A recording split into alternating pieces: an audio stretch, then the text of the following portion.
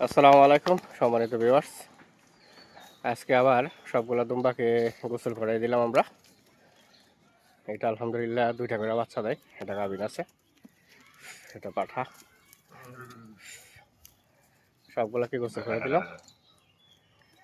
আরও এই সেটে আছে, এগুলো আগামীকাল কাটাবো, ধাপে ধাপে কাটাবো। তো এখন গরমকাল, প্রচণ্ড গরম। আপনারা কিন্তু আপনার দুম্বাগুলাকে নিয়মিত গোসল করাবেন, মিনিমাম সপ্তাহে একদিন হইলে গোসল করাবেন। আর ফ্রেশ পানি দিয়ে রাখার চেষ্টা করবেন, কন্টিনিউ পরিষ্কার পানি দেওয়ার রাখবেন। আলহামদুলিল্লাহ।